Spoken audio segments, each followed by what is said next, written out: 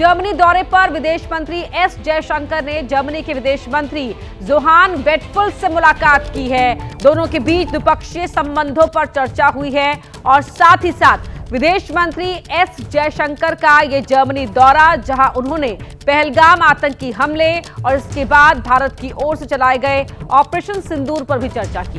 विदेश मंत्री एस जयशंकर ने साफ किया है कि भारत किसी भी हाल में आतंकवाद को बर्दाश्त नहीं करेगा। विदेश मंत्री से यह सवाल किया गया कि पहलगाम में जो संघर्ष हुआ उस पर क्या कहेंगे, जिसके जवाब में एस जयशंकर ने कहा कि वहां कोई संघर्ष नहीं हुआ है, बल्कि पाकिस्तान समर्थित आतंकियों ने निर्दोष लोगों पर हमला किया। एस जयशंकर ने यह भी साफ कर दिया कि भारत कभी न्यूक्लियर ब्लैकमेलिंग के आगे नहीं झुकेगा और पाकिस्तान अगर हिमाकत करता है तो उसके साथ वैसा ही बर्ताव किया जाएगा, जिस पर जर्मनी ने भी भारत का समर्थन किया है। जर्मनी के विदेश मंत्री ने इस मामले में भारत के साथ खड़े रहने की बात कही है। India has zero tolerance for terrorism. India will never give in to nuclear blackmail. And India will deal with Pakistan purely bilaterally. There should be no confusion in any quarter in that regard. We also value Germany's understanding that every nation has the right to defend itself against terrorism. First of all, this was not a conflict in Kashmir. This was a terrorist attack. And a terrorist attack which is part of a pattern which has not only targeted the Union Territory of Jammu and Kashmir but other parts of India as well. So it's very important to clarify, because when you project it as a conflict, you're really putting the perpetrator and the victim, without meaning to, I understand, at the same level. So this was a horrific, particularly brutal terrorist attack, because it was meant to create a fear psychosis and destroy the tourism economy of Kashmir, which is the mainstay. And it was also meant in a way to sow religious discord, the manner in which it was done. Rahul Gandhi आज जम्मू कश्मीर के दौरे पर रहेंगे। इस दौरान वो पुंछ में पाकिस्तानी गोलाबारी और ड्रोन हमलों से प्रभावित परिवारों से भी मिलेंगे। पाकिस्तानी आतंकवादी ठिकानों पर भारतीय सेना के हमले के बाद पाकिस्तान के साथ तनाव बढ़ गया था, जिसके बाद पुंछ में गोलाबारी और ड्रोन हमले पाकिस्तान की ओर से किए गए, जिसमें कई लोग हताहत हुए थे। और राहुल गांधी अपने जम्मू कश्मीर के दौरे के दौरान पुंछ भी जाएंगे और प्रभावित लोगों से मुलाकात करेंगे।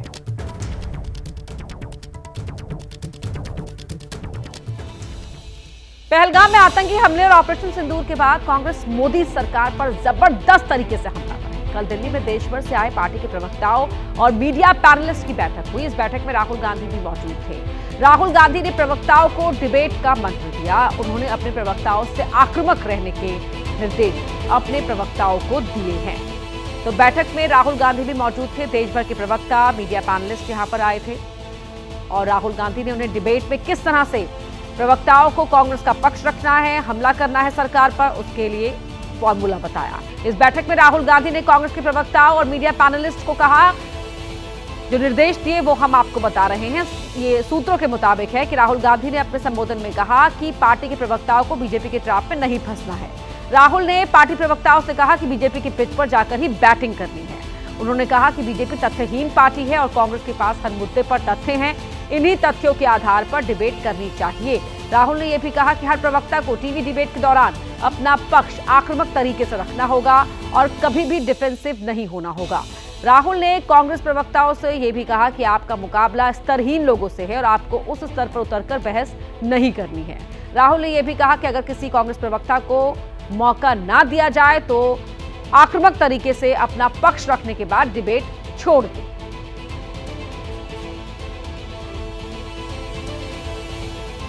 जिस तरह राहुल गांधी पार्टी के प्रवक्ताओं को एग्रेसिव पॉलिटिक्स की टिप्स दे रहे हैं, उसी तरह वो खुद भी बीजेपी के खिलाफ फ्रंट फुट पर आकर बैटिंग कर रहे हैं। 2 दिन पहले उन्होंने पीएम मोदी के गर्म खून वाले भाषण को लेकर प्रहार किया था और कल विदेश नीति को लेकर सवाल उठाए। राहुल गांधी के निशाने पर एक बार फिर मोदी सरकार की विदेश नीति है। राहुल ने सोशल मीडिया पर भारत की विदेश नीति को ध्वस्त बताते हुए विदेश मंत्री को जे यानी जयशंकर जी कहते हुए उनसे 3 सवाल पूछे। राहुल ने पहले सवाल में पूछा कि भारत को पाकिस्तान के साथ क्यों जोड़ा गया। दूसरे सवाल में राहुल ने पूछा कि पाकिस्तान की निंदा करने में एक भी देश ने हमारा साथ क्यों नहीं दिया। तीसरे सवाल में राहुल ने पूछा कि ट्रंप से भारत और पाकिस्तान के बीच मध्यस्थता करने के लिए किसने कहा। इसके साथ ही राहुल गांधी ने कांग्रेस की ओर से शेयर किए गए विदेश मंत्री एस जयशंकर के इंटरव्यू का वो हिस्सा भी शेयर किया जो उन्होंने नीदरलैंड के एक पत्रकार को दिया है।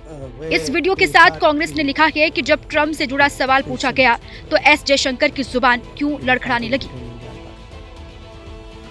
ऑपरेशन सिंदूर को लेकर देश की 2 सबसे बड़ी पार्टी बीजेपी और कांग्रेस में सियासी घमासान जारी है। कांग्रेस ऑपरेशन सिंदूर को लेकर सवाल खड़े कर रही है, सवाल पूछ रही है और बीजेपी कह रही है कि राहुल गांधी पाकिस्तान की भाषा बोल रहे हैं। लेकिन जिस समझौते पर सियासी फाइट चल रही है वो समझौता क्या है, उस समझौते में लिखा क्या है, उस समझौते को हमने बहुत आसान शब्दों में इस रिपोर्ट के जरिए समझाने की कोशिश की है। हमारा विदेश मंत्री अगर पाकिस्तानों को खुद बता दे कि कहाँ का बदला लेना है, पाकिस्तान चुप्पी साधी रहेंगे। 1991 में आपने ये एग्रीमेंट साइन कर लिया कि हमारी डिप्लॉयमेंट कैसे होगी, आपके ऊपर हम अटैक करेंगे कि नहीं करेंगे। राहुल गांधी सरकार से सवाल पूछ रहे हैं, हर रोज पूछ रहे हैं। कांग्रेस पार्टी के बड़े बड़े नेता कह रहे हैं ऑपरेशन सिंदूर को लेकर सच्चाई तो बतानी पड़ेगी। लेकिन बीजेपी ने भी मानो मन बना लिया है, अब जवाबी फायर होगा। आप तय कीजिए राहुल गांधी जी, आप किस तरफ हैं? आप भारत के नेता प्रतिपक्ष हैं या पाकिस्तान के निशाने पाकिस्तान हैं? सियासत के नए चैप्टर की शुरुआत बीजेपी सांसद निशिकांत दुबे ने की। निशिकांत दुबे ने आज एक्स पोस्ट पर भारत पाकिस्तान के बीच हुए समझौते के पेपर शेयर किए, जिसमें भारत पाकिस्तान के बीच सैन्य अभ्यास, युद्ध अभ्यास और सैन्य गतिविधियों की सूचना देने पर एक समझौता हुआ था। समझौता इसलिए हुआ था ताकि दोनों देशों के बीच कोई भी गलतफहमी ना हो और संकट की स्थिति बनने से रोकी जा सके। समझौते के मुताबिक थल, नौसेना और वायुसेना एक दूसरे की सीमाओं के निकट बड़े सैन्य युद्धाभ्यास से बचेंगी। इस दौरान सैन्य बल की रणनीतिक दिशा दूसरे पक्ष की ओर नहीं होगी और न ही उसके नजदीक किसी प्रकार की सैन्य रसद की तैनाती की जाएगी। ये तो समझौते के भीतर की बात है, लेकिन भारत और पाकिस्तान के बीच ये समझौता 1991 में हुआ था।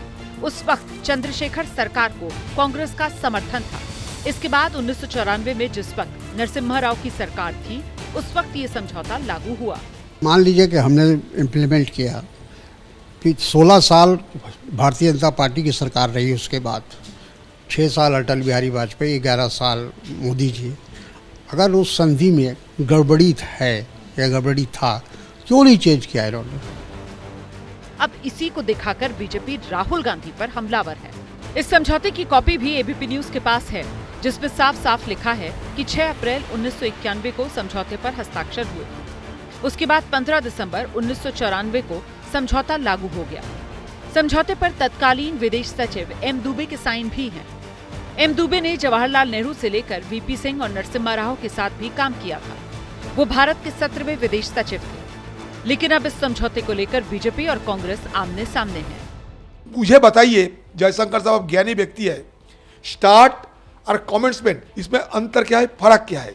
और एक के बाद एक नेतागण को आप तैनात करते हैं राहुल जी की बात खंडन करने के लिए। आप मान लीजिए कि आपसे गलती हुई है। 26 जारा के हमले के बाद राहुल गांधी जी बताइए ना, कांग्रेस पार्टी ने क्या किया? कांग्रेस की पाकिस्तान से सहानुभूति क्यों है? देश जानना चाहता है। देश जानना चाहता है कांग्रेस और पाकिस्तान में रिश्ता क्या है, ये रिश्ता क्या कहलाता है, देश जानना चाहता है। अब जरा खबर के और अंदर जाइए। निशिकांत दुबे ने भारत पाकिस्तान के बीच हुए समझौते के जो पेपर शेयर किए, वो भारत पाकिस्तान के बीच सैन्य अभ्यास, युद्ध अभ्यास और सैन्य गतिविधियों की सूचना देने को लेकर है। लेकिन मौजूदा दौर में स्थिति अलग है। दोनों के बीच सैन्य कार्रवाई हुई है।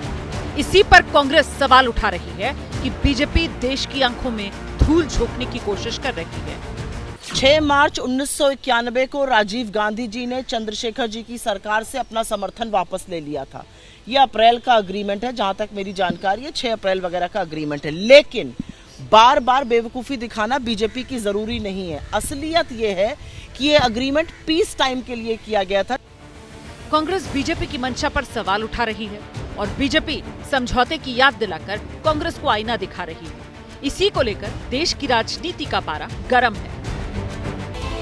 वहीं पाकिस्तान को अंतर्राष्ट्रीय मंच पर बेनकाब करने के लिए 2 और संसदीय दल विदेश रवाना हो गए हैं। कांग्रेस सांसद शशि थरूर और बीजेपी सांसद बैजयंत पांडा की अगुवाई वाला डेलीगेशन विदेश रवाना हो गया है, जबकि सुप्रिया सुले की अगुवाई वाला डेलीगेशन भी आज ही विदेश रवाना होगा। कल फॉरेन सेक्रेटरी ने तीनों ही डेलीगेशंस को ब्रीफ किया था इस दौरे के लिए।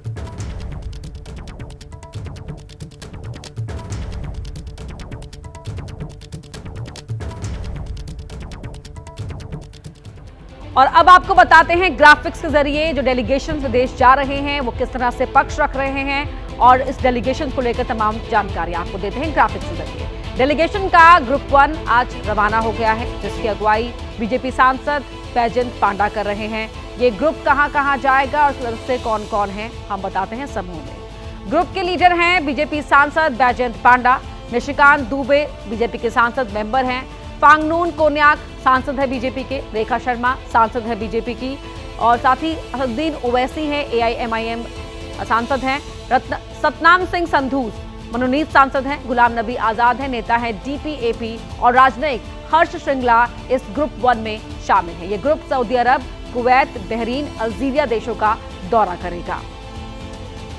Very fruitful briefing session from the Foreign Secretary and his team.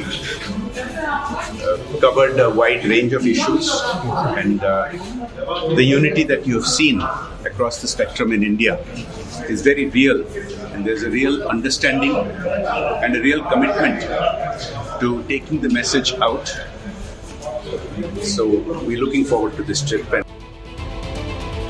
हम ये भी बता दें कि ग्रुप 5 डेलीगेशन भी विदेश रवाना हो गया है। इसके लीडर हैं कांग्रेस के सांसद शशि थरूर, बाकी सदस्य हैं शांभवी हैं सांसद हैं LJPR के, सरफराज अहमद हैं सांसद हैं JMM के, GM हरीश बालयोगी हैं जो TDP सांसद हैं, शशांक मणि त्रिपाठी बीजेपी सांसद हैं, बीजेपी सांसद भुवनेश्वर कलिता भी हैं, मिलिंद देवड़ा हैं सांसद शिवसेना, तेजस्वी सूर्या हैं बीजेपी के सांसद हैं, और राजनयिक रणजीत सिंह संधू इस ग्रुप में शामिल हैं। ये group America, Panama, Guyana, Brazil और कोलंबिया का दौरा करेगा।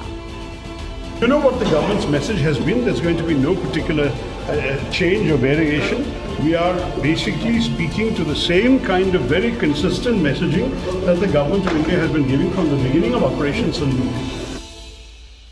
डेलीगेशन नंबर 7 भी आज विदेश दौरे पर निकलेगा, जिसके लीडर हैं NCP SCP सांसद सुप्रिया सुले। इस ग्रुप के बाकी सदस्य हैं राजीव प्रताप रूडी सांसद है बीजेपी, विक्रमजीत सिंह साहनी सांसद हैं आम आदमी पार्टी, मनीष तिवारी जो कांग्रेस के सांसद हैं, अनुराग सिंह ठाकुर बीजेपी के सांसद हैं, लावू श्रीकृष्ण देवरायलू TDP सांसद, आनंद शर्मा नेता कांग्रेस, V मुरलीधरन नेता बीजेपी, और राजनयिक सैयद अकबरुद्दीन। ये ग्रुप मिस्र, कतर, इथियोपिया और साउथ अफ्रीका का दौरा करेगा। तो वहीं मॉस्को में भारतीय राजदूत विनय कुमार ने प्रतिनिधिमंडल का हवाई अड्डे पर स्वागत किया। दौरे पर गए डेलीगेशन की अगुवाई DMK के सांसद कनिमोझी कर रही हैं। सांसदों ने रूस के नेताओं और अधिकारियों से पहलगाम हमले और ऑपरेशन सिंदूर के बारे में जानकारी दी। रूस के बाद ये प्रतिनिधिमंडल स्लोवेनिया, ग्रीस, लातविया और स्पेन का दौरा करेगा।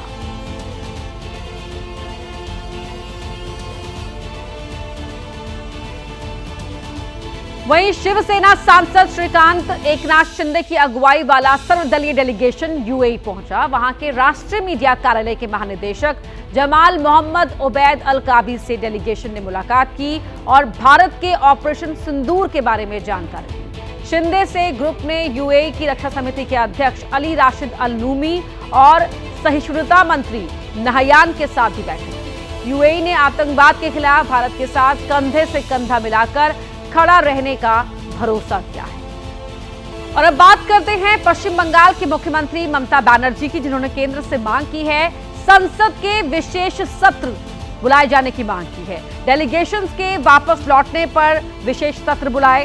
बीजेपी नेता शुभेंदु अधिकारी ने ममता पर पलटवार किया कि पहले मुर्शिदाबाद पर विधानसभा का विशेष सत्र बुलाए ममता, फिर केंद्र सरकार से मांग करें।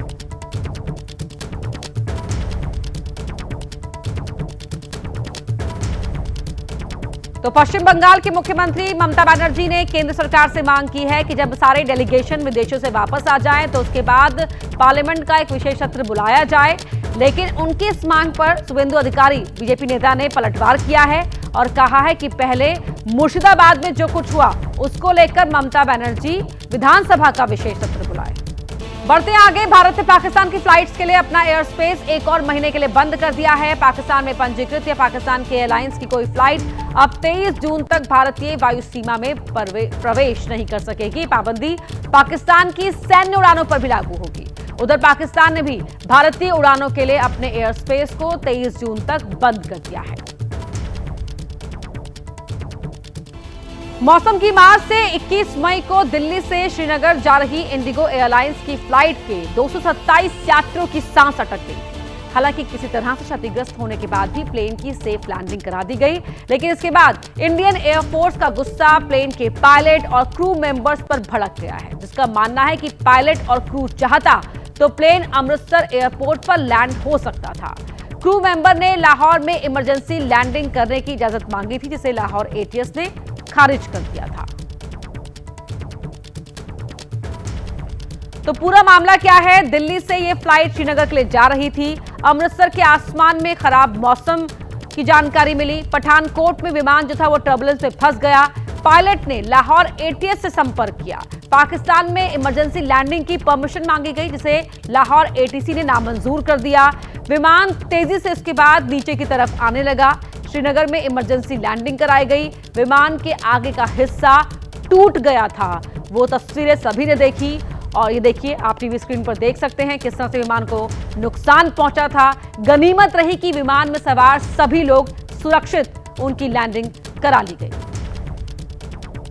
is investigating the incident, and but in the meantime, from the information that I have, I would like to appreciate the efforts of the pilots and the crew. We are very thankful that no incident has happened and everyone is safe. But we are going to thoroughly investigate and what has exactly happened. That needs a thorough study on the what has exactly happened. So we are waiting for the investigation report from the DGCA. Once that is come, and if we see any wrongdoings, then we are going to take that route. Let's see.